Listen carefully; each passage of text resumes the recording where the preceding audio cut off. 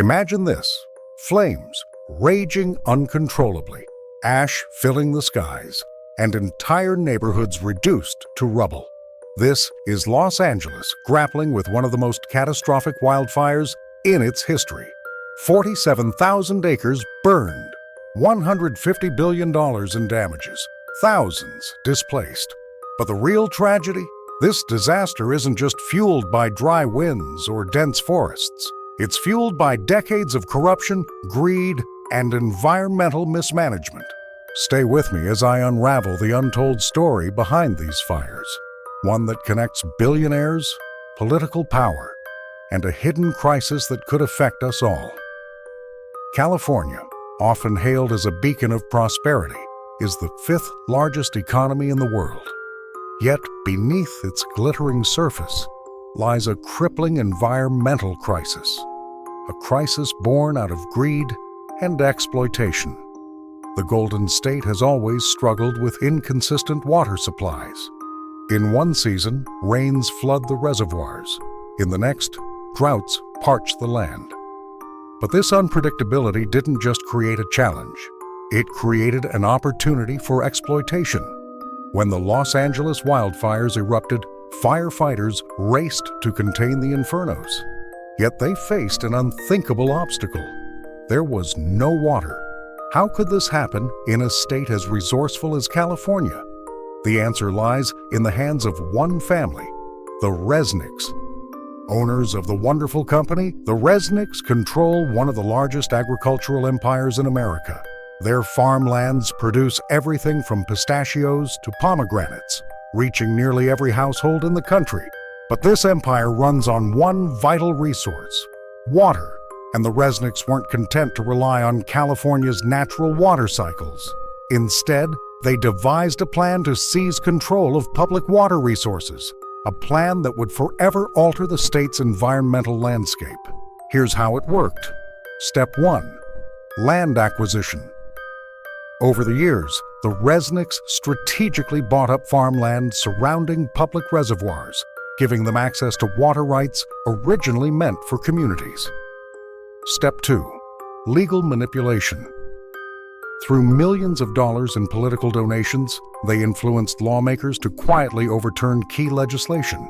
For example, in 1994, they repealed a law that prioritized water for urban and emergency use during droughts.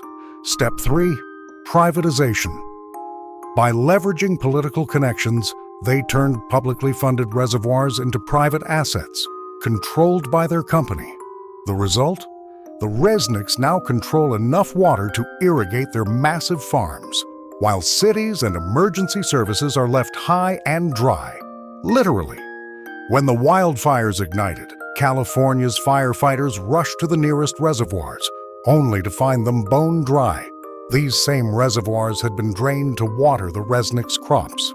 Here's the kicker. During emergencies, the Resnicks sell water back to the state at exorbitant prices, turning a crisis into a business opportunity. Meanwhile, smaller farmers who can't afford to compete are driven to bankruptcy. Entire ecosystems are destabilized, and when disaster strikes, it's the public who pays the price, both financially and with their lives. This isn't just a California problem, it's a cautionary tale for the world. When corporations privatize public resources, whether it's water, land, or energy, the consequences are catastrophic. These wildfires are more than a natural disaster. They're a man-made tragedy, born out of unchecked corporate greed and weak political oversight. And the Resnicks, they're just one example. Across the globe, powerful entities are quietly gaining control of resources we all depend on. So, what can we do? Stay informed. Understand who controls your community's resources and how decisions are being made. Demand transparency. Push for stricter regulations on public-private partnerships. Hold leaders accountable. Challenge policies that prioritize profit over people. The Los Angeles wildfires aren't just a wake-up call. They're a rallying cry. Together, we must fight for a future where public resources remain in public hands. Because when greed controls the water we drink, the air we breathe, and the land we live on. No one is safe. This is the story of Los Angeles, but it's also the story of us all. If this story resonates with you, don't let it end here. Share it. Talk about it. Because awareness is the first step toward action. And remember, the next time someone promises to fix public resources with private money, ask yourself, at what cost? Stay informed, stay vigilant, and above all, stay united.